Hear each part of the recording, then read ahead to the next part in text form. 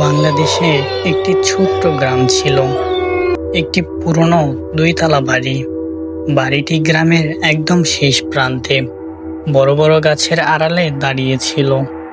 দিনের বেলাতে বাড়িটিতে অনেক ভুতুড়ে লাগতো।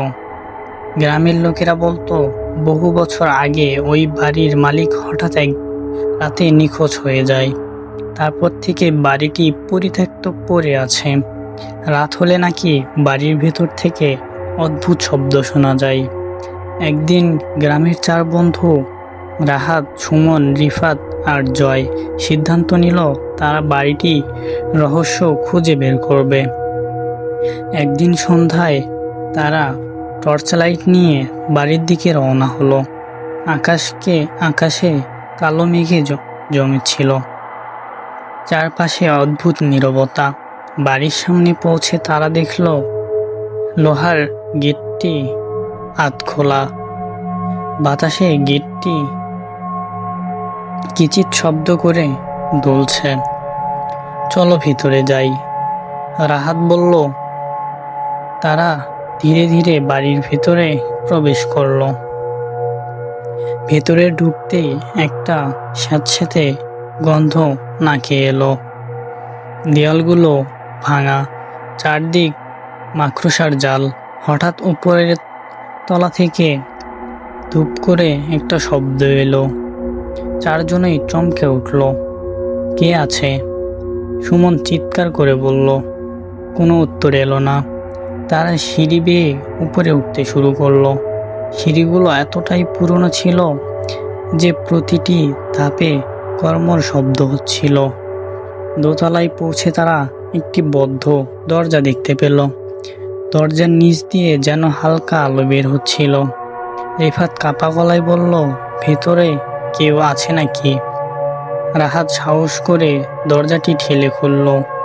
দরজা খুলতেই তারা দেখল ঘরটি একদম খালি, কিন্তু আলো কোথা থেকে আসছে? ঠিক তখনই তাদের পেছনে আবার ধাপ করে শব্দ হলো। তারা ঘুরে তাকালো।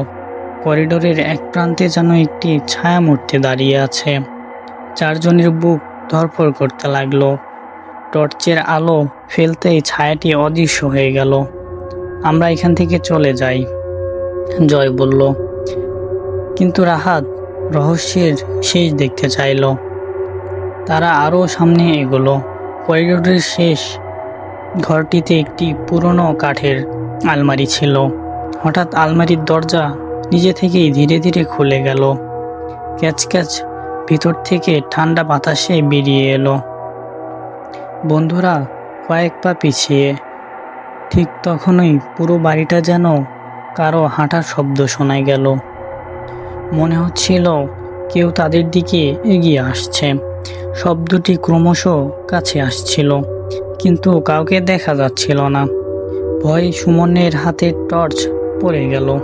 টর্চের আলো মেঝেতে ঘুরে গিয়ে করিডোরের দেওয়ালে পড়ল।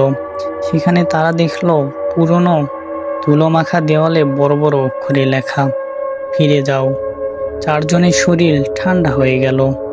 হঠাৎ নিচতলা থেকে দরজা বন্ধ হওয়ার বিকট শব্দ এলো।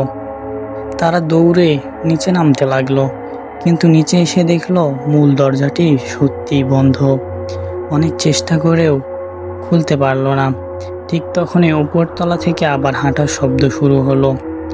এবার শব্দটি আরও দ্রুত। মনে হচ্ছিল কেউ সিঁড়ি বেয়ে নিচে নামছে।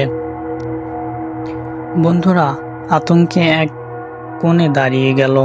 শব্দটি একেবারে সিঁড়ির শেষ ধাপে এসে থেমে গেল, কিন্তু সেখানে কেউ ছিল না। চারদিকে শুধু নীরবতা। কয়েক সেকেন্ড পর হঠাৎ দরজাটি নিজে থেকেই খুলে গেল। চারজন আর এই এক মুহূর্ত দেরি করল না। তারা দৌড়ে বাড়ির বাহিরে বেরিয়ে গেল।